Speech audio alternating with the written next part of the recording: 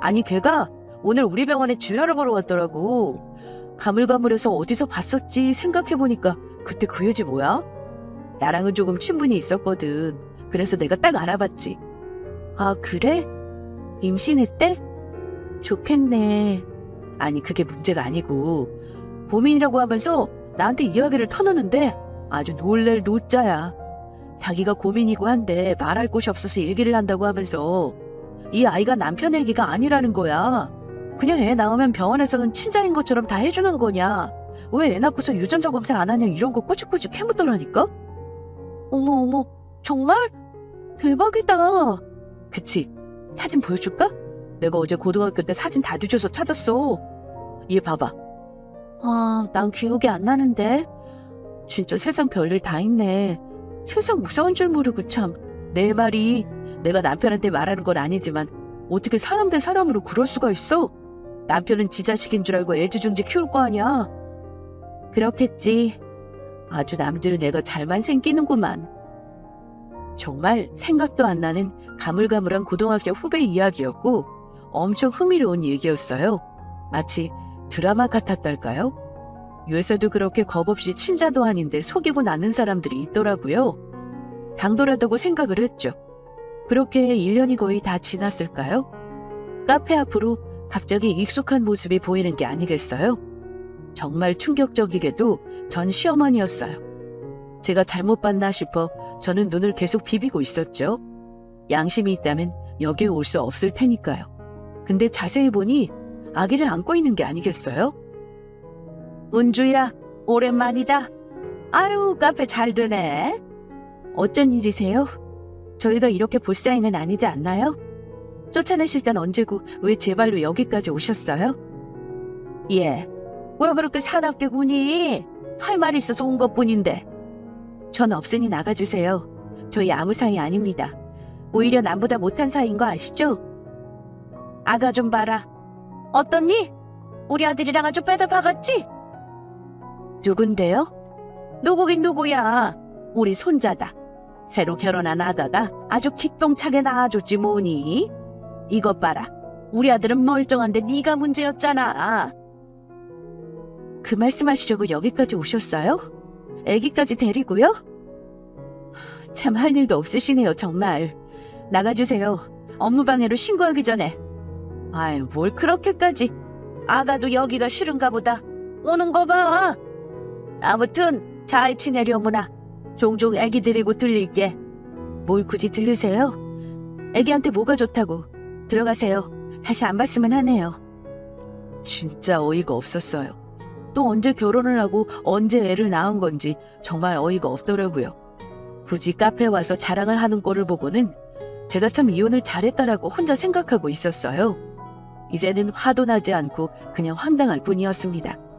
정말 한 번만 더 찾아오면 영업방해로 신고할 참이었고 두 번 다시 보고 싶지 않았거든요. 전 카페에만 집중을 했고 카페는 제가 열심히 투자하는 만큼 점점 더 큰 수익으로 돌아오기 시작했어요. 오랜 기간 연구하고 고민한 끝에 내놓은 디저트가 대박이 나게 되었거든요. 친절하고 손빠른 직원도 두니 단골 손님들도 점점 늘어갔고 커피가 맛있는 집으로 소문이 나서 지방에서 올라오시는 분도 계셨어요.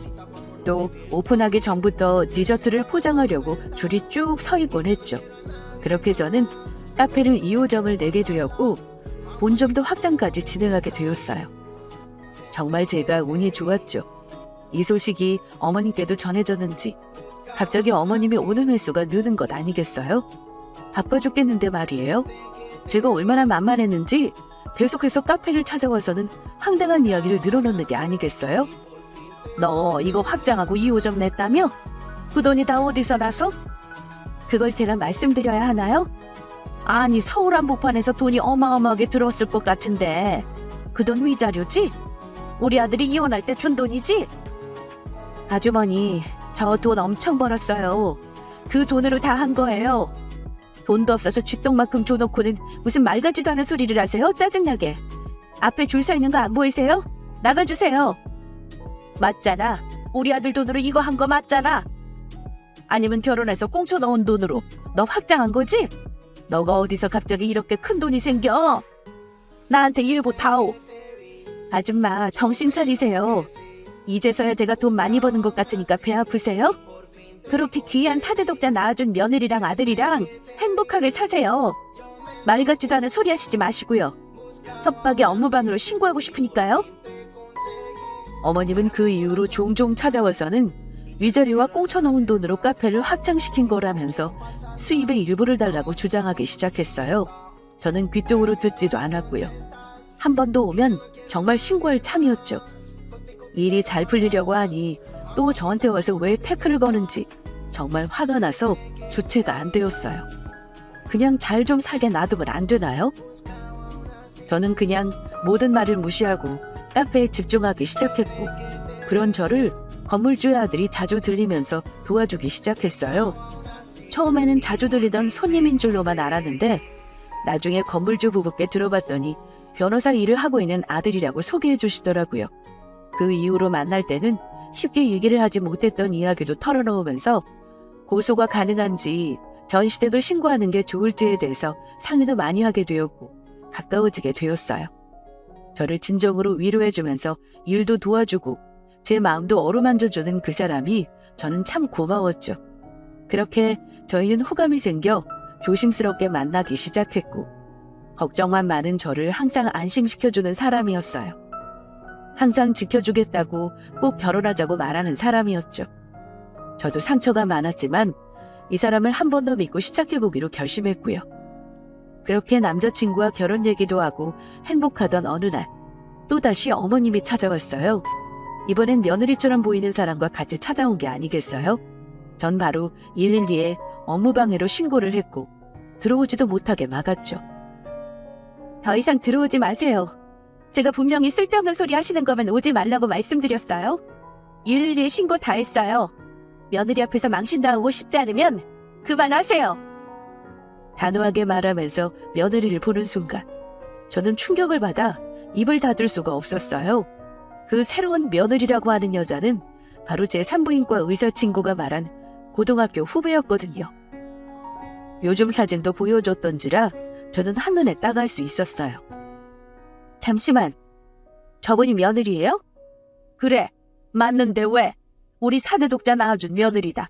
너보다 홀랐지? 갑자기 그 말을 듣자마자 머릿속으로 이 생각 저 생각이 들기 시작했어요. 저 아이가 친자가 아닌 것을 알게 되면 이 아줌마는 어떨까? 전 남편은 어떨까? 그렇게 사대독자에 집착하더니 이 아이는 이 집하고 연관도 없는 자식이었던 걸 알면 어떻게 될까요? 저는 제가 애를 낳지 못해서 쫓겨났던 복수를 하기로 결심했어요. 좋은 게 좋은 거다라고 생각하고 넘어가기엔 제가 겪은 일들이 너무 컸으니까요. 그래요, 좋아요, 어머님. 이 돈 수입 분배해드릴게요. 하도 말씀하시니까 저도 힘들고 틀린 말씀도 아니신 것 같아서 그렇게 하려고요. 대신 전 남편도 오늘 밤에 이 카페로 오게 해주세요. 아, 아버님도요. 변호사 옆에 두고 제가 각서라도 써드릴게요. 그게 확실하잖아요? 그래, 좋다. 이렇게 나오니 얼마나 좋아. 이제 너가 정신을 차렸구나. 네, 그랬나 봐요. 그렇게 원하는 대로 다 드릴 테니 꼭 모두 데리고 오세요. 증인은 많으면 많을수록 좋대요. 그래, 잘 생각했다. 그러마. 저는 친자가 아닌 것을 확신하며 모두를 카페로 부르기로 했어요. 그곳에서 친자가 아닌 것을 밝히기로 했거든요. 세상이 좁다. 이렇게 좁을 수가 있었을까요? 산부인과 의사 친구에게 전화해보니 그 상태로 남편을 속이고 애 낳은 지 좀 됐다고 했으니 저 아이는 전 남편의 친자가 아님을 확신했어요. 변호사인 남자친구에게 이 상황을 모조리 말하게 되고 옆에 잠깐 있어달라고 부탁을 했죠. 남자친구는 흔쾌히 알겠다고 하면서 어디 한번 두고 보자고 말을 하더군요. 그렇게 밤이 되고 그 돈을 받겠다고 전 남편, 시부모님, 그리고 새로운 며느리, 제 고등학교 후배까지 모두 카페에 모이더라고요. 저는 제 돈을 줄 생각이 콩할 만큼도 없었고 얼굴도 너무 보기 싫었지만 복수를 위해서 참기로 합니다.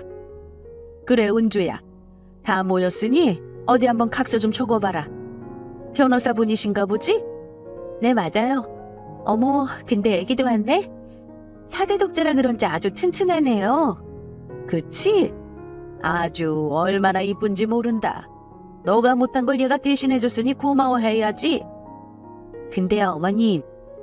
전 남편도 며느리도 눈동자가 검은색인데 아가 눈동자가 아주 연한 갈색이네요? 그럴 수가 있나?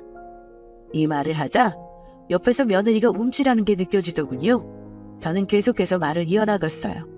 진짜 웃기다. 저기 아줌마, 당신 아들 닮은 곳이 하나도 없는데 좋아요? 그냥 얘기라서 구분이 잘 안 돼요? 뭐? 그게 무슨 소리야? 너가 못 나왔다고 깽판 부리는 거냐? 아줌마, 친자검사나 해보세요. 딱 봐도 얼굴이 다른데 모르시는구나 이걸? 친자검사 해보시고 일치 나오면 저 깨끗하게 지분 일부 드릴게요. 결과지는 다 같이 있을 때 열어보는 걸로 하고요. 그래, 좋아. 너 그 말 꼭 지키거라. 저는 침착하게 그렇게 어머님이 원하시던 지분을 걸고 친자검사를 해보라고 말을 했어요. 불일치가 나오면 얼굴이 어떻게 변할지 기대되기도 했고요. 보니 전 남편과 시댁은 친자로 굳게 믿고 있는 상태였기에 자신만만했지만 며느리는 얼굴이 새파랗게 질려가더군요. 그때 저는 또 확신했습니다. 전 남편의 아이가 아니라는 것을요. 그렇게 시간이 지났고 다 같이 결과지를 확인하러 카페로 모이는 날이 다가왔습니다. 변호사인 제 남자친구는 혹시나 친자만 어떡하냐며 걱정을 하더라고요. 다만 그렇다 해도 돈을 안 줘도 된다며 확실히 말했고 저도 줄 생각이 요만큼도 없었습니다. 그냥 친자검사를 위해 말한 거였으니까요. 자, 이제 열어볼까요? 4대 독자인지 아닌지? 며느리는 옆에서 벌벌 떨며 손톱을 뜯고 있었고 저는 기대에 잔뜩 찬 얼굴로 열어보았어요. 당연히 친자가 아니었죠. 세상에서 그렇게 기뻤던 적은 없는 것 같아요.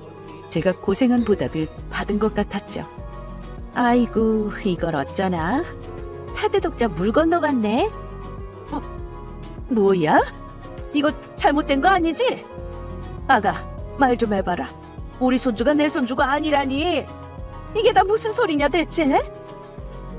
그러자 며느리가 갑자기 무릎을 꿇고 말하는 게 아니겠어요? 어머니 죄송해요. 제가 죽을 죄를 지었어요. 어머니 한 번만 봐주세요. 여보 한 번만 봐줘. 응? 나 정말 여보 사랑해. 어머님 정말 죄송해요. 그렇게 전 남편은 갑자기 일어나더니 그 여자의 따귀를 치면서 말하는 게 아니겠어요? 너 저 애 누구 얘기야? 어? 그 자식이지? 너 예전에 만나던 그 자식 아기지? 정말 미안해 여보. 정말 내가 잘못했어. 내가 미안해. 한 번만 용서해주면 안 될까? 제발. 친자가 아닌 걸 알게 되고 전 시댁은 아예 난리가 난 거였죠. 그 순간 새파랗게 질려있던 전 남편은 이제야 정신이 들었는지 저를 붙잡기 시작하는 게 아니겠어요? 잘못했다면서 싹싹 빌기 시작하더라고요. 여보, 내가 잘못했어. 이거 나 그냥 사기당한 거야. 나 좀 다시 받아주면 안 될까? 나 후회 많이 했어. 널 왜 내가 감싸주지 못했는지. 우리 사랑했잖아. 이 카페에서 우리 추억도 많잖아. 잘 좀 생각해주면 안 될까? 제발. 제발. 꺼져 제발. 그리고 너네끼리 싸우던 죽던 나가서 해. 우리 카페 더럽히지 말고. 니네 가족 다 데리고 나가. 내 몸이 문제라고 하면서 내쫓을 땐 언제고 이제 와서 후회한다고 하니? 남자가 한 입 가지고 두 말 하면 쓰나. 사실 내 몸에 문제였을 수도 있잖아. 그치? 검사 다시 하고 우리 다시 가져볼까? 내가 진짜 사랑은 너였어. 너 검사했다고 했잖아. 정상이라고. 그냥 우리가 안 맞았던 거야. 사실 그때 나 검사 결과 안 들으러 갔어. 뭐? 근데 그렇게 엄마 뒤에 숨어서 날 내쫓은 거였어? 심한 놈. 다신 연락하지 마. 난 이 사람이랑 잘 살고 있으니까 우리 이제 곧 결혼해. 그리고 어머님도 다신 오지 마세요. 마지막 경고예요. 그러자 어머님도 힘없는 목소리로 말하더라고요. 그래, 내가 미안하다. 내가 너한테 죄를 지어서 이렇게 큰 벌을 받나 보다. 내가 다 잘못했다. 알고 보니 전 남편은 검사를 하고 난 뒤 결과도 듣지 않은 상태였고 계속 저와 문제가 생기니 이혼을 하게 된 거였어요. 그리고 나선 아이를 다시 갖자고 노력해보자며 저에게 용서를 빈 거였죠. 나중에 들어보니 남편이 불임이었다고 하더군요. 그 소식을 알고 나서는 어머님도 전 남편도 전화 와서는 사과를 하며 아이 욕심 부리지 않을 테니 함께 살아달라고만 하더라고요. 자존심도 없는지 말이죠. 며느리는 아이와 함께 쫓겨났다고 들었고 전 남편은 집에서 호혜 속에 술만 먹고 있다고 하더군요. 어머님도 동네 사람 붙잡고 얼마나 저를 다시 붙잡고 싶은지 계속 말씀하신다고 하고요. 이와 반대로 저는 정말 행복한 나날들을 보내고 있어요. 변호사 남자친구와 결혼을 해서 결국은 제 남편이 되었고 제 아기도 생기게 되었거든요. 듬직한 제 남편과 곧 나올 제 아이와 함께 행복한 가정을 꾸려나가려고 합니다. 제 카페는 점점 더 잘 되어 3호점도 계약하려고 하는 중이라 바쁜 나날을 보내고 있어요. 세상사 나쁜 일을 하면 정말 벌을 받더라고요. 왜 그렇게 제가 구박을 받고 쫓겨나는지 한참을 고통스러워하고 힘들어했는데 이제는 그 소굴에서 벗어난 것 자체가 하늘이 저를 도와주신 게 아닐까 하는 생각이 들곤 합니다. 이제 따뜻한 봄날만 남았다고 생각하고 따뜻한 마음으로 하루하루를 보내려고 해요. 오늘 제 이야기는 여기까지입니다. 구독자분들 가정에도 항상 좋은 일만 있길 기도하겠습니다. 감사합니다. 안녕하세요. 저는 6살 딸을 키우고 있는 주부입니다. 제가 이렇게 청취자 여러분께 사연을 보낸 이유는 미친 시댁 집구석을 고발하기 위함입니다. 저희 시댁은 드라마 속에 나올 법한 콩가루 같은 집안이거든요. 결혼하면 다 저와 같은 시댁을 만나는 건 아니지만 그래도 결혼하기 전에 시댁 식구들이 어떤 인간들인지 확실하게 알아보고 결혼하시는 걸 권하고 싶습니다. 안 그러면 제 꼴 나기 십상이니까요. 도대체 어떤 인간들이길래 이러는지 궁금하시죠? 그럼 각설하고 이야기를 시작할게요. 저와 남편은 남들과 그렇듯 평범하게 연애하다가 결혼했어요. 남편에게는 밑으로 여동생과 위로 형이 하나 있었습니다. 그리고 결혼하고 나서 제 밥벌이 하나 못하고 철딱선이 없는 것들이란 걸 알게 되었죠. 언니, 나 용돈 좀 줘요. 용돈이요? 아가씨 용돈을 왜 저한테? 결혼하고 나서 남편 없이 혼자 시댁에 간 날이었어요. 어머니 모줄로 반찬 받으러 갔는데 신우가 저를 보자마자 인사 한마디 없이 용돈 달라는 말부터 하더라고요. 오빠 결혼하기 전에 저한테 용돈 자주 썼어요. 이제 돈 관리는 언니가 한다면서요? 그럼 언니가 줘야죠. 빨리 줘요. 나 친구들이랑 만나러 나가봐야 해요. 뭐야, 치사하게 너만 용돈 받냐? 나도 재수씨, 저도 용돈 주세요. 다짜고짜 저한테 용돈을 달라는 시누이와 아주버님. 벌써 어처구니가 없지 않나요? 둘 나이가 몇인데 시누는 27살이고 아주버님은 32살입니다. 다 커서 어느 정도 제 밥벌이 할 수 있는 것들이 용돈을 달라고 제게 떼를 쓰더군요. 아가씨, 아주버님, 지금부터 제가 하는 말 잘 들어요?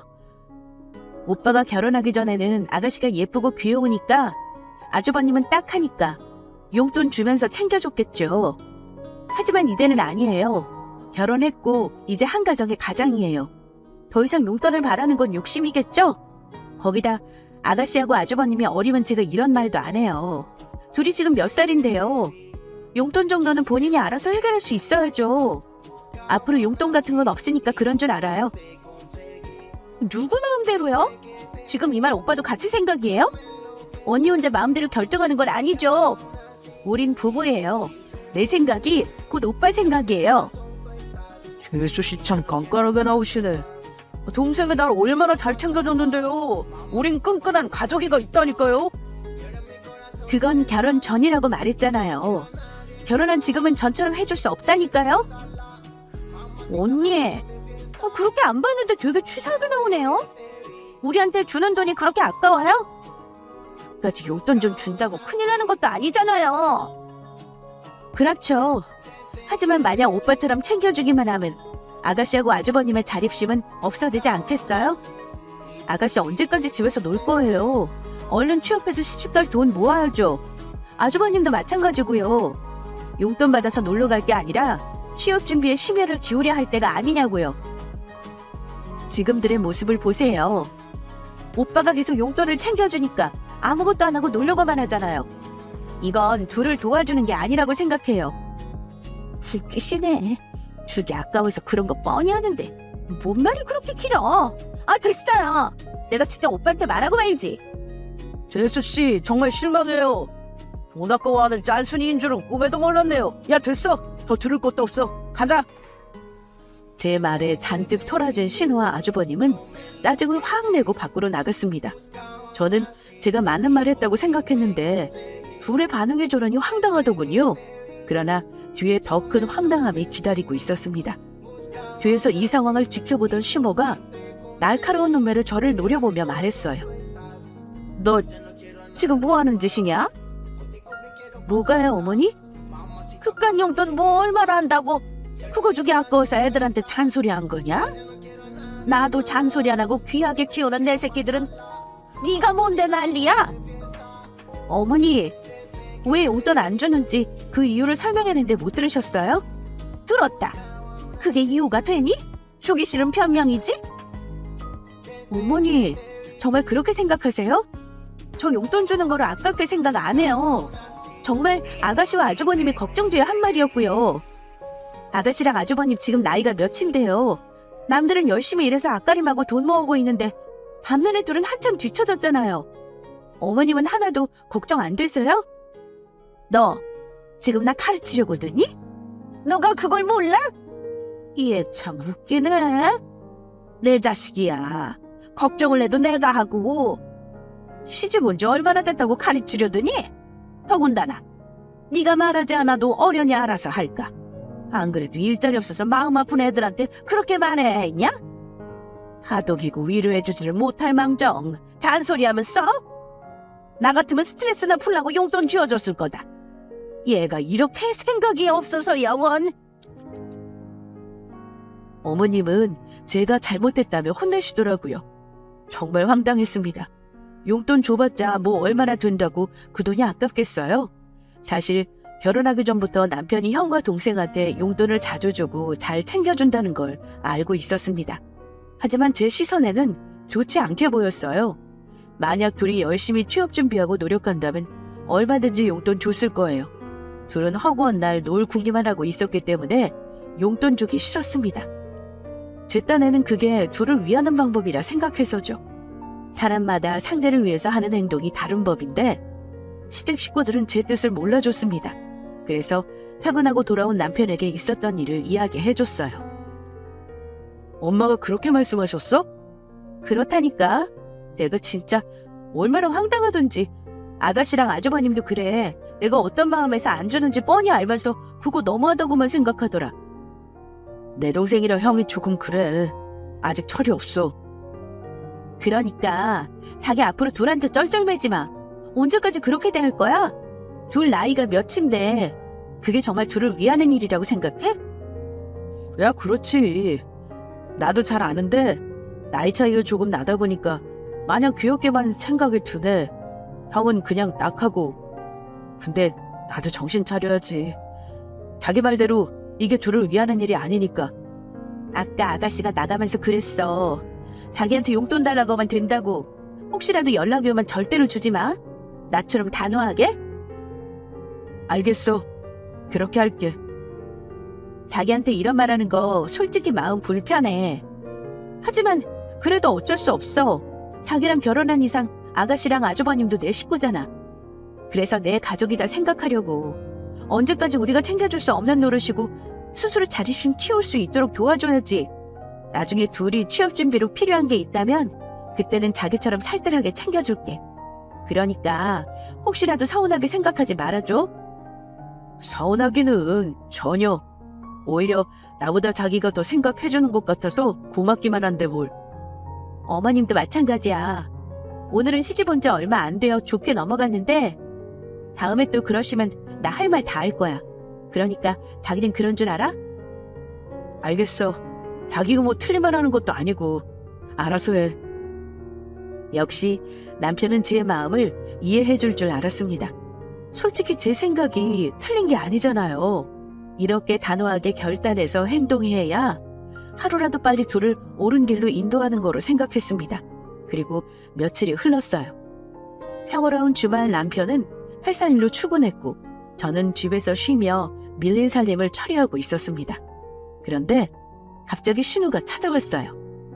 아가씨, 연락도 없이 웬일이에요? 제 물음에 신우는 아무런 대꾸도 없이 쌩하니 방으로 들어갔습니다. 그러더니 남편 물건을 마구마구 뒤지기 시작하더라고요. 대체 이게 무슨 상황인가 놀란 저는 신우에게 소리쳤습니다. 아가씨, 지금 뭐 하는 거예요? 말도 없이 찾아와서 남편 물건을 왜 뒤져요? 너무 황당해서 소리쳤지만 신우는 대꾸 한 번 없었어요. 그저 너는 떠들어라. 나는 내 할 일 하겠다. 이런 태도로 온 집안을 뒤지더군요. 그러더니 남편 서랍에 있던 카드를 발견하고는 뭐가 좋은지 씩 웃었습니다. 찾았다. 신우는 찾은 카드를 황급히 가방에 넣더니 현관으로 몸을 돌렸습니다. 저는 너무나도 어이가 없어서 쏜살같이 달려가 문 앞을 가로막았어요. 어딜 그냥 가려고요? 아, 비켜요. 못 비켜요. 말도 없이 쳐들어와서 대꾸 없이 뒤지더니 그거 뭐예요? 뭔데 가방에 넣어요? 언니가 몰라도 되는 거예요. 얼른 나와요. 나 약속했단 말이에요. 싫어요. 난 그게 뭔지 알아야겠어요. 그러니까 얼른 말해요. 아, 싫다니까요. 언니가 뭔데 말하라 말아요? 뭐라고요? 정말 어이가 없어서. 나 아가씨 새언니예요. 오빠랑 결혼한 사람이라고요. 이 집 오빠랑 내가 함께 사는 집이에요. 그럼 당연히 내가 알아야 하는 거 아니에요? 야, 이거 오빠 물건이에요. 동생이 내가 오빠 물건 좀 가져가겠다는데 왜 언니가 무슨 참견인데요? 이 집에서 오빠랑 같이 살고 결혼했다고 이럴 권리 없거든요? 아가씨, 계속 이러면 나 안 참아요? 안 참으면 뭐 어쩔 건데요? 아무리 오빠 물건이라고 해도 제 공간에서 마음대로 행동하는 싸가지 없는 신우를 두고 볼 수 없었습니다. 화가 바짝 올라서 신우 가방을 낚아챘어요.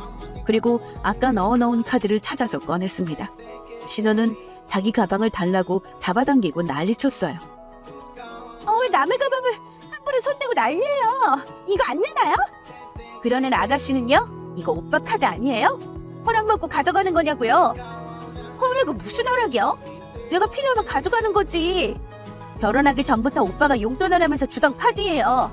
그러니까 이리 내놔요. 뭐라고요? 아무리 오빠 거라고 해도 본인 허락 없이 가져가는 건 절도예요. 가족이라고 해도 이건 선 넘은 짓이라고요. 그럼 어떡해요? 용돈을 안 주는데. 오빠한테 돈 맡겼어요? 제가 저번에도 말했죠? 앞으로 용돈 주는 일 없을 거라고. 아가씨 나이가 몇인데 스스로 벌어서 쓸 생각을 해야지 언제까지 오빠한테 의지할 거예요? 더군다나 오빠 허락도 안 받고 마음대로 가져가면 안 된다는 것도 몰라요? 진짜 짜증나게. 왜 저번부터 자꾸 훈계질이에요? 새언님은 새언니답게 굴어요. 엄마랑 오빠도 가만히 있는데 왜 언니가 난리냐고요? 내가 더럽고 치사해서 용돈이고 뭐고 안 받는다 안 받아. 나보고 스스로 용돈 벌라고요? 알겠어요. 그럼 앞으로 수단과 방법을 가리지 않고 돈 될 만한 거 다 팔아버릴 거니까 알아서 해요. 신혼녀는 되려 지가 미친 듯이 화를 내며 문을 쾅 닫고 나가버렸습니다. 진짜 적반하장도 유분수지. 이 타이밍에 지가 왜 화를 내는지 이해가 안 되더라고요. 심지어 마지막에 돈 될 만한 물건은 다 팔아버린다고 하니 기가 찼습니다. 본인 물건 팔든지 말든지 자기만 손해지 너 알아서 하라고 속으로 오만 욕을 다 해줬어요. 그리고 그날 밤 남편에게 신혼 이야기를 꺼냈더니 남편이 놀라면서 말했습니다. 느낌이 싸한데? 뭔가 사고 칠 것 같아.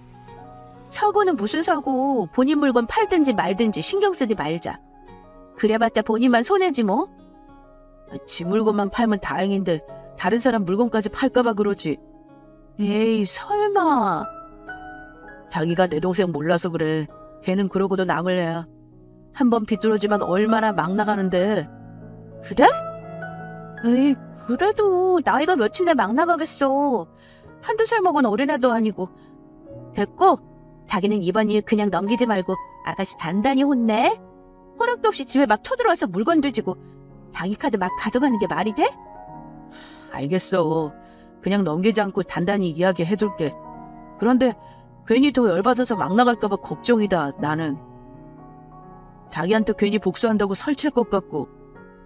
그래봤자 뭐 어쩌겠어? 다른 사람들한테 붙잡고 물어봐. 이건 누가 봐도 내가 잘못인 게 아니라 아가씨가 잘못한 거잖아. 어디 세훈이한테 버릇없이. 나 생각하지 말고 눈물 쏙 빠지게 단단히 혼내. 알겠지? 남편은 또라이 충만한 신혼년이 제대로 비뚤어져서 사고라도 칠까봐 걱정했습니다. 저는 아무리 난리쳐봤자 쥐가 나한테 무슨 애를 끼친다고 괜찮다고 큰소리 쳤죠. 하지만 제가 신우이 개념 없는 거 잘 알잖아요. 별일 없을 거로 생각했지만 한편으로는 신경 쓰이더라고요. 그렇게 찜찜했지만 애써 무시하며 지내다 기어이 일이 터지고 말았습니다. 어머니, 갑자기 집까지 무슨 일로 오셨어요? 무슨 일이기는. 내가 너 때문에 화가 머리끝까지 나서 찾아왔다. 저요? 제가 뭘 어쨌다고. 너 때문에 얘가 온 집안 물건 다 팔아버렸잖아. 내 귀한 목걸이 위에 반지까지. 네? 시모가 잔뜩 푸념을 풀어대는데 기가 차서 뒤로 까무러치는 줄 알았습니다. 글쎄 이 정신나간 신우인년이 저 엿먹이려고 작정했는지 집에 감나가는 물건이란 물건은 죄다 족족 팔아버렸다는 겁니다. 거기다 시모의 귀중품까지 말이죠. 그러길래 그깟 돈 얼마나 한다고 그냥 용돈 주면 되지. 왜 앉아서 나한테 이런 일이 생기게 하냐? 너 내 목걸이랑 반지 어쩔 거야? 어머니, 그걸 왜 저한테 따지세요? 제가 판 것도 아닌데 아가씨를 혼내셔야죠. 네가 얘를 도발했잖아. 얘가 오죽하면 이래. 열이 바짝 올라서는 비뚤어져서 이러는 거 아니야? 네? 제가 뭐 어쨌다고요? 아가씨가 뭐라고 했는데요? 연락도 없이 집에 쳐들어와서 남편 물건 뒤지고 몰래 카드 가져간 거 못 들으셨어요? 잘못한 건 아가씨인데 왜 저한테 이러세요? 지금 저한테 따지실 게 아니라 아가씨 다리 몽둥이를 부러뜨려서라도 혼을 내셔야죠. 어디 결혼한 오빠 집에 쳐들어와서 행패예요, 행패가? 뭐야? 어머니, 다시 그렇게 키우시면 안 돼요. 아가씨 나이가 몇인데요. 이제 스스로 밥벌이해서 본인 앞가림 할 수 있게 해야죠. 언제까지 마냥 품 안에 자식처럼 끼고 도실 거예요? 애 한번 안 낳아본 게 어디 시어미를 가르치려 드려? 그러니까 애초에 용돈 챙겨줬으면 이런 일 안 생겼을 거 아니야. 이건 다 너 때문이다. 네가 하루아침에 용돈 끊고 애 기죽이는 바람에 이 모양 이 꼴이 된 거 아니야. 누구는 자식 걱정 안 하는 줄 알아? 밥벌이를 하려고 해도 마냥 몸으로 때워지디? 어느 정도 돈을 쥐고 있어야 밥벌이 할 곳을 찾고 준비할 것 아니냐? 마른 하늘의 날벼락처럼 하루아침에 뚝 끊어버리면 어쩌라고? 애가 얼마나 막막하겠어. 제 친구들 다 돈 버는데 지만 저 모양 저 꼴이니 그 심정이 오죽하겠냐고. 어머님은 아가씨를 그렇게 몰라요? 돈 쥐어준다고 열심히 취업 준비할 사람이냐고요. 좋다고 술 퍼마시고 놀 사람이지. 주야장천 오빠한테 빨대 꽂아서 살 빈대라고요. 그리고 아가씨 이렇게 된 거 다 어머님 때문이에요. 어머니부터 따끔하게 혼나셨으면 아가씨 저렇게 안 됐을걸요? 아니, 본인 친구들 다 밥벌이하고 잘 나가면 본인도 열심히 노력할 생각을 해야지. 나이가 몇인데 애처럼 굴어요? 아직도 사춘기 때나 하는 짓을 하냐고요. 그래서 지금 얘가 저렇게 된 게 다 내 잘못이다. 나 때문이다. 뭐 이거야? 야! 이게 진짜 보자 하니까 내가 우스워? 시집와서 시댁식 우습게 보는 것도 정도 것이지. 이게 어디 시어머니한테 말대꾸를 따박따박 하면서 싸가지 없이 굴어? 세상 좋아지니까 시댁 식구들 우습게 봐도 괜찮은 줄 알아? 이딴 식으로 굴었으면 옛날에는 바로 쫓아냈어. 대체 네 엄마는 뭘 가르치신 건지? 시어를 무서운 줄도 모르고 뚫린 입으로 잘도 말한다. 내가 너 지켜볼 거야. 나중에 애 낳으면 얼마나 잘 키우는지 눈 똑바로 뜨고 지켜볼 거라고. 아주 지가 제일 잘난 줄 알지. 박사 나셨어. 어머니. 이 망할 놈의 신혼년 때문에 저는 시모와 대판 싸웠습니다. 시모는 분이 다 안 풀리는지 저한테 온갖 악담을 퍼붓기 시작했어요. 아직 태어나지도 않은 자식의 미래를 내다보며 오만 저주를 퍼부었습니다. 시집 와서 생각지도 못한 더러운 꼴을 보니 더 이상 시댁 식구들의 시자만 나와도 병을 칠 만큼 끔찍했어요. 자식이 또라이면 부모라도 정상이어야 하는데 신우년이 누굴 닮아서 저렇게 개념 없나 한 방에 이해되더라고요. 그래서 남편한테 선언했어요. 당분간 시댁 식구들 꼴도 보기 싫다고 말입니다. 내가 왜 이런 소리까지 들어야 해? 어머님 정말 이러시는 거 아니지? 솔직히 내가 잘못한 게 없잖아. 아니 아가씨한테 난리칠 일을 왜 나한테 화풀이 하시냐고. 내가 무슨 동네 북이야? 맞아. 자기는 잘못한 게 없어. 엄마 정말 너무하셨네. 나 당분간 시댁 식구들 그 누구도 보기 싫어. 물론 어머님도 연락도 안 할 거고 얼굴도 안 볼 거니까 그런 줄 알아. 자기 마음 충분히 이해해. 나라도 보기 싫을 것 같아. 이번 주 주말에 집에 좀 다녀올게. 집에는 왜? 이번 일 나라도 매듭 지어야지. 자기가? 응. 자기 혹시라도 휘둘려서 아가씨한테 용돈 주기만 해? 나 그러면 진짜 가만 안 있을 거야? 아유 아니야. 말했잖아. 나도 이제 동생 앞길 위해서 마음 독하게 먹는다고. 그리고 이건 엄연히 걔 잘못이잖아. 그래서 단단히 일러두고 혼 좀 내려고 엄마한테도 이번 일 확실하게 짚어서 말씀드리고. 그래? 그럼 알아서 해. 혹시라도 어머님하고 아가씨가 내 이야기하면서 뭐라고 하면 가만히 있지 말고 내 뜻 단단히 전해. 시집 왔다고 나 만만히 생각하지 말라고. 당연하지. 자기가 잘못한 거 하나도 없어. 이건 엄마랑 동생이 잘못한 거야. 내가 잘 말하고 올 테니까 자기는 그만 생각하고 신경 쓰지 마. 괜히 더 스트레스만 받지. 나중에 자기한테 꼭 사과하게 할게. 우선 내가 미안해. 그런 말 듣게 해서. 자기가 왜 미안해? 잘못한 건 어머님하고 아가씨인데. 그래도 내 가족이잖아. 시모랑 신우녀는 괘씸하고 생각할수록 머리끝까지 열이 뻗치지만 남편 때문에 마음이 겨우 누그러졌습니다. 만약 남편마저 저 개념 없는 둘과 같았다면 저는 당장 결혼 생활 정리하고 이혼했을 거예요. 그리고 하늘에 계신 신께 참 감사했습니다. 저들에게 없는 개념이 제 남편에게는 탑재되어 있어서요. 남편은 제게 연신 미안해했고 스트레스 받아서 예민해진 제 기분을 풀어주기 위해 갖은 노력을 다했습니다. 저는 그런 남편에게 마냥 고마웠고요. 그리고 저 대신 시댁에 가서 신혼년을 따끔하게 혼내주고 시모한테도 더 이상 저한테 그런 말 하지 말라고 단단히 경고해줬습니다. 듬직한 남편 덕에 이번 일은 잘 넘어갔어요. 하지만 그 후 여전히 저는 시댁을 대하기 꺼림칙해서 잘 엮이지 않으려 했습니다. 그러던 어느 날 갑작스런 엄마의 사고 소식을 듣게 되었어요. 자기야, 괜찮아? 장모님은? 엄마 저기 영아씨를 대체 어떻게 된 거야? 멀쩡하시던 장모님이 왜? 음주운전 차에 치우셨대. 자기야, 나 이제 어떡해? 우리 엄마한테 인사도 제대로 못하고 이렇게 갑자기 가버릴 줄 알았으면 그랬으면. 아직도 인정하고 싫지 않은 순간이지만 저는 뜻하지 않게 엄마를 잃었습니다. 그것도 음주운전을 한 사람에 의해서요. 아무런 준비도 하지 못한 상태에서 갑작스럽게 엄마의 죽음을 받아들여야 했고 심장을 통째로 도려내는 아픔을 온전히 느끼며 엄마를 보내드려야 했습니다. 아이고, 아이고, 하늘도 무심하시지. 아무런 인사도 못하게 사람을 이리 급하게 데려가셨다니. 이모. 강서방, 자네가 고생이 많네. 한순간에 엄마 잃어서 선아가 많이 힘들 거야. 자네가 잘 챙겨주게. 염려 마세요, 이모님. 제가 잘 챙기겠습니다. 그래도 참 다행이지.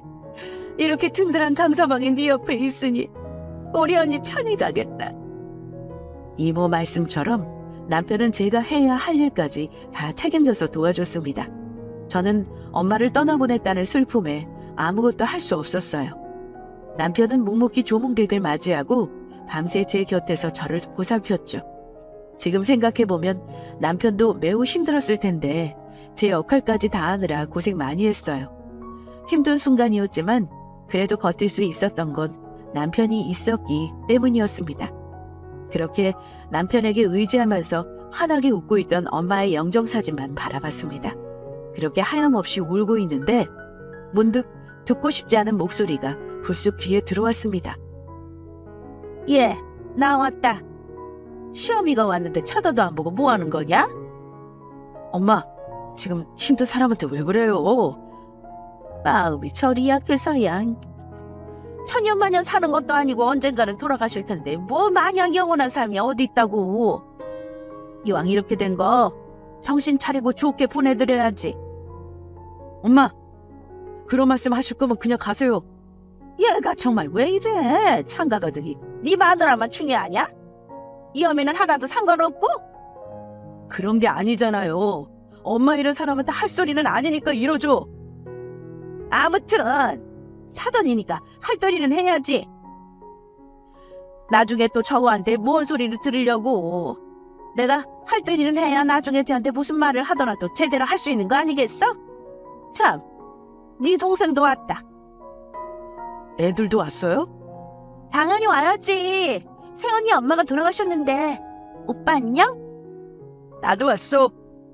둘은 뭐하러 왔어? 뭐하러 왔냐니, 이게 형한테 버릇없이 우리가 뭐 못 올 곳이라도 왔냐? 사돈 어른이 돌아가셨는데 당연히 와야지. 가뜩이나 마음 복잡하고 정신 사나워 죽겠는데 싫은 목소리가 귀에 들어오니 쳐다도 보기 싫었습니다. 그래서 빨리 엄마한테 인사하고 다 꺼져줬으면 했어요. 그런데 시간이 지나도 신혼형과 아주버님 새끼는 꺼질 생각을 안 했습니다. 시모는 음식 이것저것 앞에 다 펼쳐놓고 계속 갖다 먹더니 몰래 비닐에 싸기 시작했고, 신혼형과 아주버님 새끼는 잔뜩 술 퍼마시면서 진탕 놀더군요. 친구들까지 불러서 아주 파티를 열 기세였어요. 거기다 나중에는 조문객들의 부조금 받는 역할까지 자처했습니다. 내가 할게요. 아주버님이요? 재수씨 집안에 부조금 받을 남자 없잖아요. 동생은 조문객들 맞이해야 하니까 내가 받을게요. 할 것도 없는데. 정말 아주버님이 받을 수 있겠어요? 왜 못 받아요? 그거 뭐 어려운 거라고. 여기에 돈 내라고 하고 여기 조문객 명단에 이름 쓰고 금액 적으면 되잖아요. 그렇기는 한데. 에이, 내가 다 알아서 할 테니까 재수씨는 걱정 말고 좀 쉬어요. 안 그래도 힘들 텐데. 우리 집은 남자가 없는 집안입니다. 삼촌들도 없고 저는 외동딸이라 부조금을 받을 사람이 마땅히 없었어요. 그래서 누구에게 부탁해야 하나 고민하던 중 조용히 듣고 있던 아주버님이 본인이 하겠다면 나서더군요. 솔직히 믿음지 않았지만 어쩔 수 없는 상황이라 부탁한다고 자리를 맡겼어요. 그리고 정신 차리고 조문객을 맞이하기 시작했죠. 그렇게 몇 시간이 흘렀을까. 문득 정신을 차리고 살펴보는데 신우와 아주버님이 보이지 않는 겁니다. 자기야, 아가씨 집에 갔어? 아까부터 안 보이네? 조금 받아야 하는데 아주버님도 자리에 없고. 뭐? 아이, 가면 간다고 인사했겠지. 잠시 화장실 간 거 아니야? 내가 한번 찾아볼게. 남편은 대신 아주버님을 찾아보겠다며 화장실에 갔어요. 그리고 이내 사색이 되어서는 헐레벌떡 뛰어와 부조금통을 뒤지기 시작했습니다. 자기야, 왜 그래? 이 새끼가 진짜 이것들 아무래도 돈 들고 튄 것 같아. 뭐? 저는 서둘러 남편이 들고 있던 부조금통을 살펴봤어요. 그런데 안이 텅 비어 있는 겁니다. 뭐야? 돈 다 어디 갔어? 여기 있어야 하는데. 정말 아주버님이 이 돈 다 들고 튄 거야? 이 기집애도 안 보이는 거로 봐서는 둘이 같이 돈 들고 튄 것 같아. 전화도 계속 안 받고. 말도 안 돼. 세상에, 평소 엄마가 돌아가셨는데 부조금 들고 튀는 것들이 어딨어? 어머님은? 어머님 어디 계셔? 엄마 아까 집에 가셨어. 피곤하시다고. 저는 서둘러 핸드폰을 찾아서 시모에게 전화를 걸었습니다. 그러자 몇 번의 신호음이 흐르고 시모가 피곤한 목소리로 전화를 받더군요. 아유, 한숨 자려는데 왜 깨우고 난리야. 무슨 일인데 전화니? 어머니, 집에 아가씨하고 아주버님 있어요? 뭐? 아니, 걔네들 왜 나한테 찾아? 거기 장례식장에 있을 거 아니야.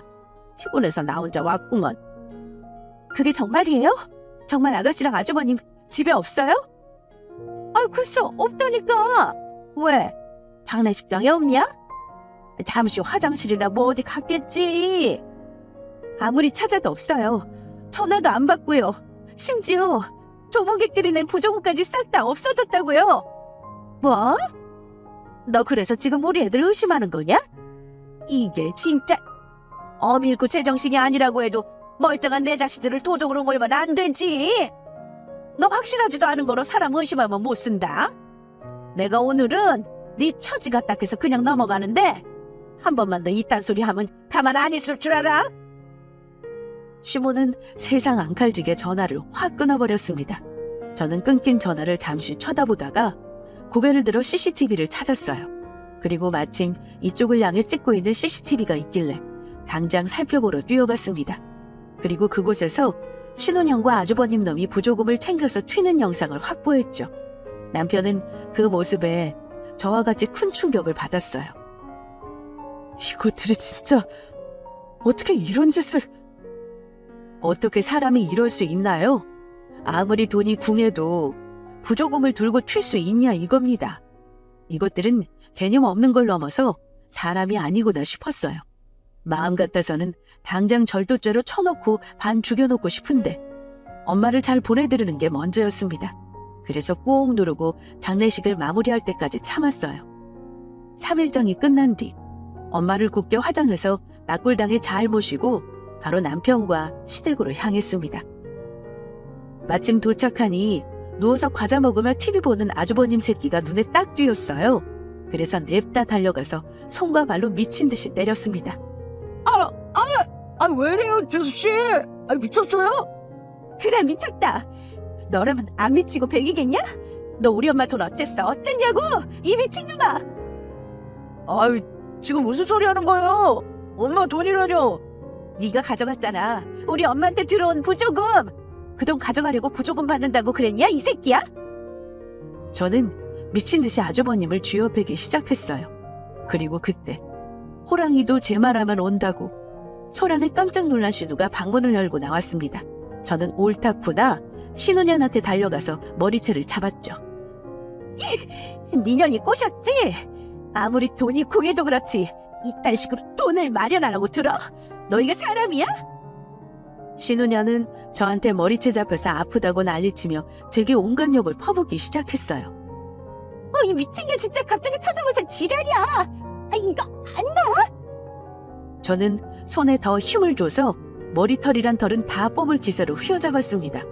그랬더니 신우가 다저러지게 비명을 질렀고 방에 있던 시모가 나와서 저와 신우를 급히 떼어놓았어요. 너 지금 이게 뭐하는 짓이야? 미치려면 곱게 미쳐 이거사.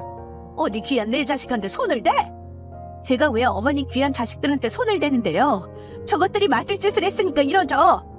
무슨 짓? 돈에 미쳐서 엄마한테 들어온 부조금 훔쳐갔다고요, 저것들이. 뭐? 이게 또 그딴 미친 소리를? 야, 한 번만 더 그 소리 하면 내가 가만 안 둔다고 했지? 너 진짜 나한테 한번 죽어볼래? 어디 귀한 내 자식한테 감히 도둑 취급이야? 증거 있어? 증거 있냐고? 증거가 왜 없어요? 이것들 내가 싹 다 경찰에 쳐놓고 콩밥 먹게 할 거야. 흥분한 제가 경찰에 신고해서 절도죄로 쳐넣는다고 하자 시모는 눈이 횟가닥 돌아서 단숨에 제 머리채를 잡고 흔들었습니다. 아주 난리도 이런 난리가 없었어요. 엄마를 잃은 슬픔이 채 가시지도 않았는데 이런 꼴을 보고 있으니 비통할 따름이었습니다. 그 모습에 놀란 남편이 황급히 저를 떼어놓고 시모에게 소리쳤어요. 엄마! 미쳤어요? 왜 이 사람한테 그래요? 너야말로 미쳤어? 아무리 제 마누라한테 미쳤다고 해도 난 네 엄마야. 애들은 네 형이랑 동생이고. 제 가족한테 끔찍하게 생각하던 놈이 마누라 말에 휘둘려서 남대하듯 할 거냐? 네 형하고 동생한테 도둑이라고 하는데 그 말 듣고도 이렇게 태어날 수 있냐고? 도둑 맞아요, 이것들. 이제 제 가족 아니에요. 저렇게 못돼 먹은 것들 가족으로 생각 안 할 거라고요. 뭐야?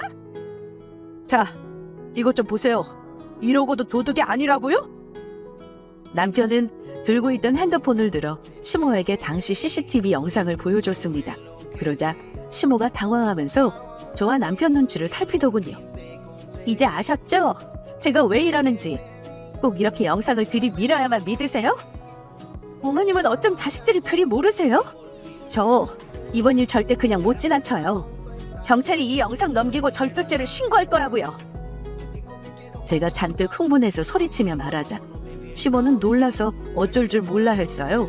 그리고 잠자코 이 상황을 살펴보던 신혼형과 아주버님 새끼는 잘못 돌아가는 상황에 얼굴 구기며 한숨만 푹푹 쉬더군요. 그때였습니다. 시모가 처음으로 신우와 아주버님을 손으로 막 때리면서 혼을 내기 시작했어요. 야! 이것들아! 미쳤어? 미쳤어? 어디 부조금에 손을 대? 아니 그럼 어떡해. 무슨 짓을 해도 용돈 안 주니까 그렇지. 어디 돈 넣을 데도 없고. 나도 이제 덮을 물건도 없단 말이야. 그리고 그렇게 많이 안 가져갔어. 진짜야. 정말 뻔뻔하게 그지없었습니다. 잘못했다고 무릎 꿇고 싹싹 빌어도 모자라는데 저런 식으로 말하니까 다시 주먹에 힘이 들어가더군요. 그래서 한 번 더 패주려고 움찔했는데 시모가 급히 저를 다독이며 마음 좀 추스르고 이야기하자고 설득했습니다. 그래서 저도 그래 다 엎어버리기 전에 어디 한번 드러나 보지 싶어서 장단 맞춰 앉아줬어요. 내가 대신 사과하마. 인정하기 싫었는데 그래 네 말이 다 맞아. 내가 자식을 헛 키웠어. 일이 이렇게 된 거 다 내 잘못이다. 내가 모든 것을 받아들이고 책임지는 의미로 이것들 단단히 혼내마. 그러니 내게 맡겨주렴. 죄는 미워해도 사람은 미워하지 말라고 했다고. 미우나 고우나 네 남편 가족이잖니. 평생 안 보고 살 것도 아니고 내가 아주 요절을 낼 테니까 날 봐서라도 부디 용서해다오. 아직 제대로 취업도 못하고 앞길이 창창한 애들인데 빨간 좀 만들어줘봤자 좋을 게 뭐 있니. 우리가 이해해주는 수밖에. 이해해요? 아니 마냥 이해하라는 건 아니고 네 말대로 내가 바꿔놓으마. 내가 오냐오냐 키워서 망쳐놓았으니까 내가 사람 만들어 놓을게. 앞으로 일절 용돈 안 주고 왕래도 안 하고 싹 끌으마. 자기들끼리 죽이 되든 밥이 되든 살아보라지. 벼랑 끝으로 내모는데 일 안 하고 배기겠어? 어머님이 정말 그렇게 하시겠다고요? 그럼 그렇게 하고 말고. 저기 그래서 말인데 이 집에서 쫓아내려면 그래도 마땅한 공간이 있어야지 않겠니? 마침 사돈도 돌아가셨고 생전에 사시던 그 아파트 말이다. 거기서 애들 살게 하는 건 어떠니? 네? 아유 나도 이것들 꼴 보기 싫어. 나랑 사니까 더 의자는 것 같고 말이야. 이참에 마음 독하게 떨어져 살면 좋을 것 같으니 그 집에 얘네 둘 살게 해주렴. 그러면서 차츰 일할 곳 알아보게 도와주면 되잖아. 그때 돈 벌어서 가져간 돈 다 채워넣게 하마. 옛날에는 며느리들이 시댁 식구들 다 책임지고 먹여 살렸어. 그런데 나는 너한테 그런 거 안 바란다. 그저 내 자식들 제대로 사람 만들어보고 싶어서 그래. 네가 그랬잖니. 내가 자식 잘못 키웠다고. 그러니 네가 도와주렴. 그 집 이것들한테 좀 내줘.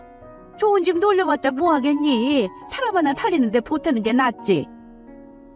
진짜 가지가지하네. 내가 이딴 개소리 더 듣고 있어? 저는 남편을 보며 소리쳤고 남편은 고개 숙여 한숨을 푹 쉬었어요. 그게 나한테 할 소리예요? 정말 두 번 다시 상종하기 싫네요. 됐고 다 집어치워. 나 자기랑 이혼할 거야. 이딴 짓고서 정말 지긋지긋하다고. 저것들 당장 쳐놓을 테니까 나 원망하지 마. 원망 안 해. 자기는 가만히 있어. 내가 신고할 테니까. 나도 더 이상 보기 싫어. 엄마란 사람이 이런 말 하는 것도 기가 막히고 내 동생이란 것들이 이 정도로 망나니일 줄 몰랐어. 내가 영 끊을게. 앞으로 난 엄마 동생 없다고 생각하고 살 테니까 다들 그런 줄 알아.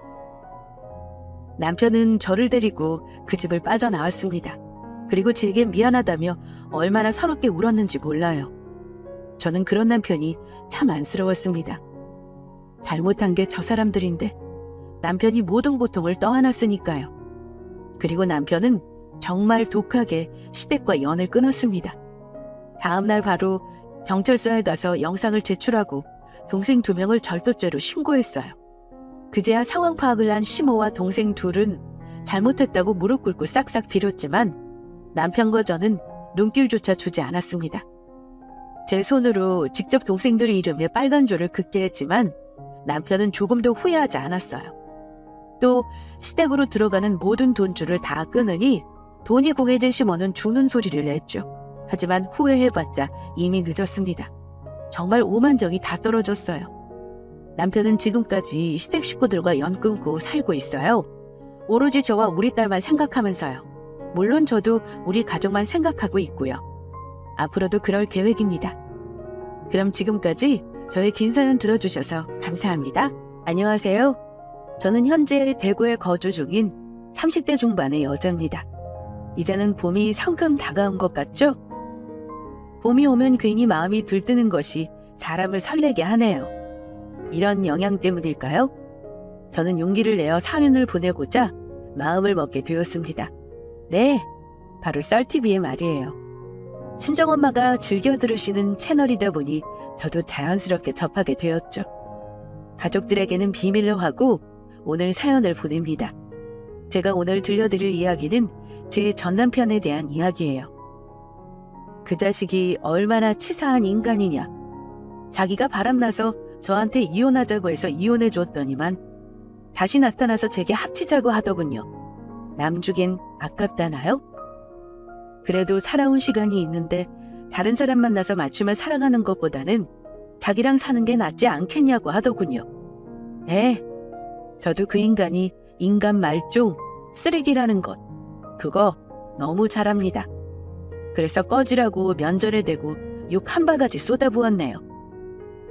하여간 마지막까지도 아주 진상짓을 제대로 남기고 가는 인간입니다. 그 인간과 저는 첫 시작부터가 최악이었죠. 야! 아이고, 너 이거 아주 이거 도둑놈이네. 도둑놈이야. 너 우리 딸 인생 어떻게 할 거야? 우리 딸 인생 어떻게 책임질 거냐고? 겁도 없지. 겁도 없어.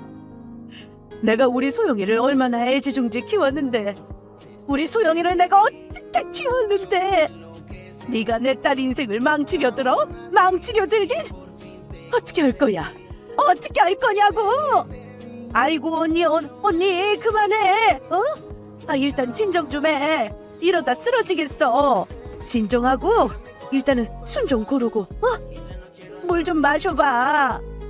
아이고 소영아, 너네 엄마가 너를 어떻게 키웠는데 어쩌자고 그랬어?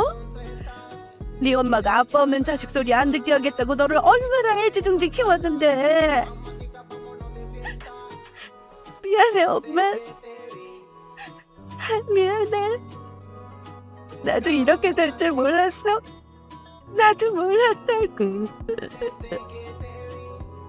너 어떻게 할 거야? 임소영, 너 엄마처럼 살고 싶어서 그래? 엄마처럼 살고 싶어서 그러느냐고? 아이고. 그 인간과 제가 연애를 하던 대학 시절, 저는 대학교 2학년이 되던 해에 임신했습니다.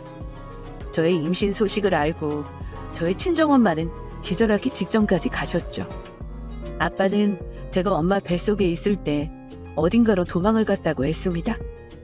그래서 저는 단 한 번도 아빠의 존재를 모르고 컸어요.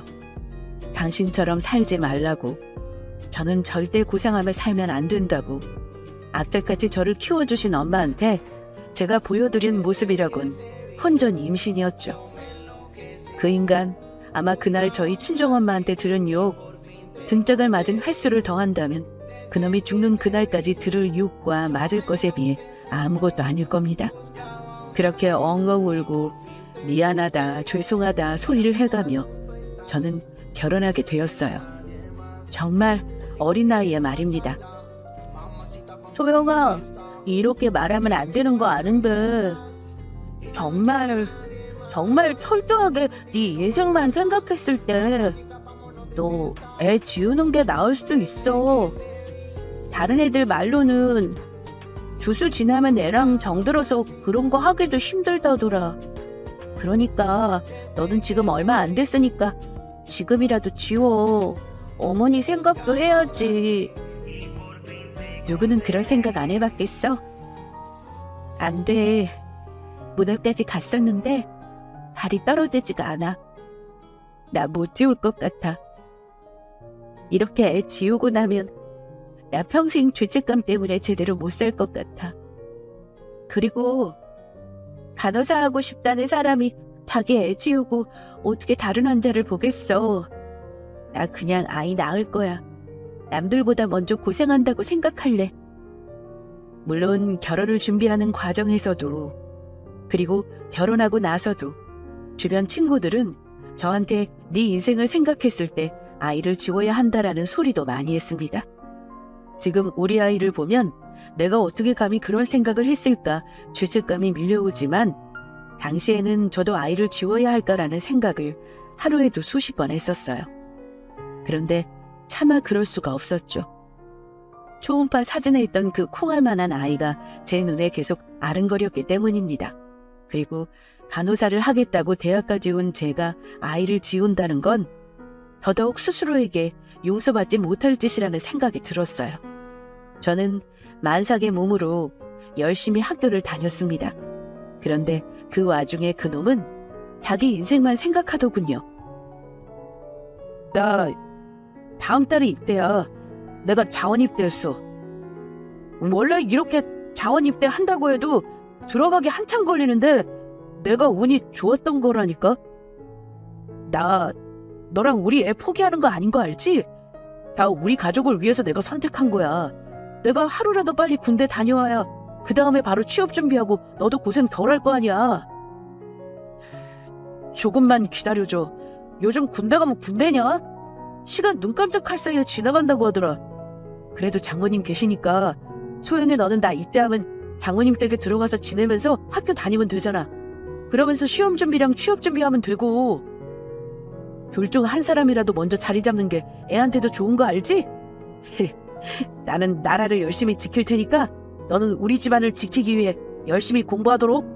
오케이? 갑자기 나한테 상의 한마디 없이 너 혼자 이렇게 결정하는 게 어딨어? 갑자기 이러면 나랑 애는 어떡하라고. 너랑 나랑 결혼할 때도 우리 엄마 거의 기절 직전까지 갔는데 너 갑자기 군대 간다고 말씀드리고 이제는 엄마 집에 들어가라고? 나 진짜 엄마 얼굴 제대로 못 보게 할 작정이야? 무슨 말을 그렇게 하냐? 그런 것 가지고 네가 장모님 얼굴을 제대로 못 본다고? 나는 너랑 결혼하면서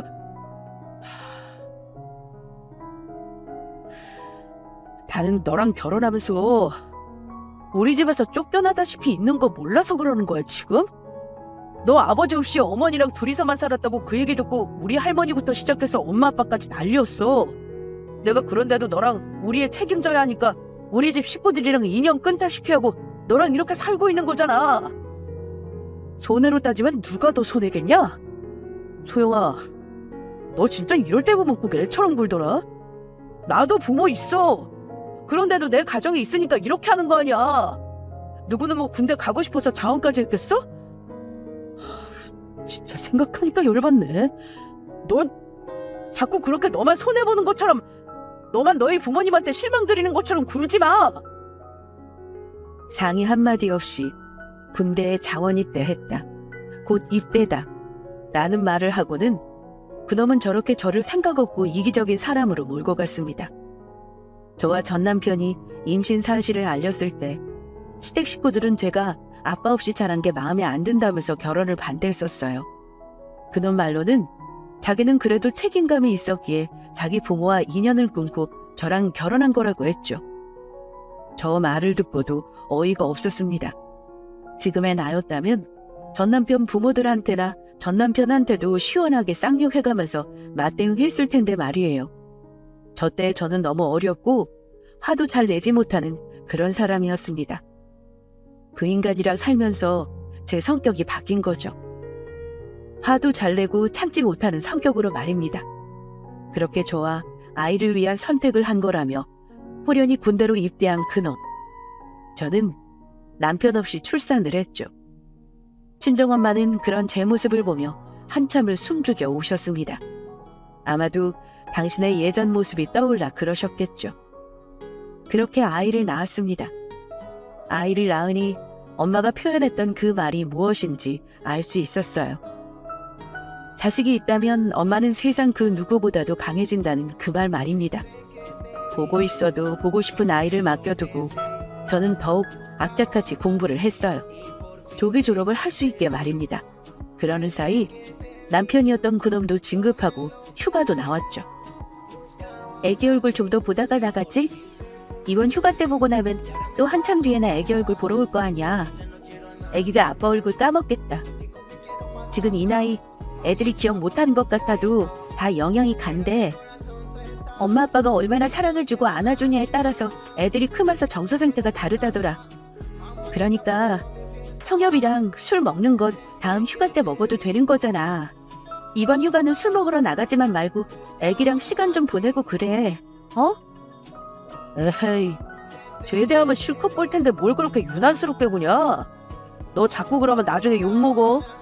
네가 하는 게 딱 전형적인 자기 자신만 감싸도는 그런 여자 스타일이야. 아이, 절대 그러지 마. 어? 뭘 애들이 크는데 얼마나 영향을 준다고. 그리고 네 말대로 애가 기억하는 것만 그래봤자 나는 몇 개월에 한 번씩 집에 오는 그냥 아저씨지 뭐. 안 그래? 아저씨랑 있는 것보다 엄마랑 외할머니랑 있는 게 훨씬 좋을 거래요.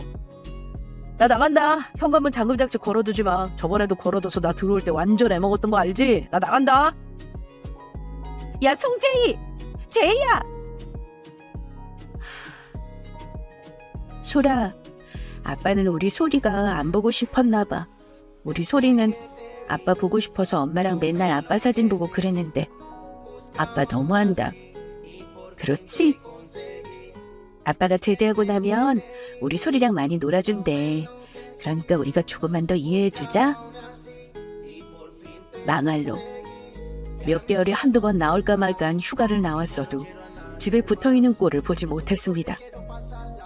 아이랑 시간도 좀 보내고 하라고 해도 제대하고 나면 실컷 볼 얼굴인데 뭘 그렇게 유난이냐며 제게 핀잔을 주었죠. 휴가를 나올 때마다 늘 술에 취해 있었어요. 그마저도 집에 들어오면 다행이었죠. 술을 퍼먹고 어디서 뭘 하는 건지 외박을 할 때도 있었습니다. 아이를 돌보지 않아도 된다면 미행이라도 해서 따라갔을 텐데 집에 있을 수밖에 없었어요. 그러다 한 번 늦은 시간 제 친구한테서 전화가 왔었죠. 야! 와, 나 진짜 야, 송재희 그 자식 진짜 미친놈 아니냐? 너 그냥 그 자식이랑 헤어져라. 어? 소영이 너 일단 집 앞으로 나와봐. 어머니 모르시게 나와라. 알았지? 잔뜩 화가 난 목소리로 말입니다. 주변에 익숙한 목소리도 많이 들렸네요. 잠이 든 아이를 눕혀두고 친정엄마 모르게 조용히 대문 앞으로 갔어요. 얼마 지나지 않아 익숙한 모습이 여럿 보였죠. 제 절친한 친구들 3명, 그리고 남편과 남편의 친구들의 모습이 함께 보였습니다. 이상하게도 남편은 잔뜩 풀이 죽은 채로 제 친구들한테 목덜미를 붙잡혀서 오고 있었어요. 저는 당황해서 불이 나게 달려갔죠. 이게 무슨 일이냐고 일단 그 손 놓으라고 친구들의 화를 냈습니다. 어휴, 이 멍청아. 내가 너 이러고 있을 줄 알았다. 어? 야, 송재희, 너 소영이 보고도 미안하지 않냐? 소영이 쟤는 너 전역하고 나서 취업 준비해야 하니까 자기가 빨리 취업해야 한다고 쟤 학점도 미친 듯이 따고 있어. 너는 와. 너 매번 휴가 때마다 이렇게 싸돌아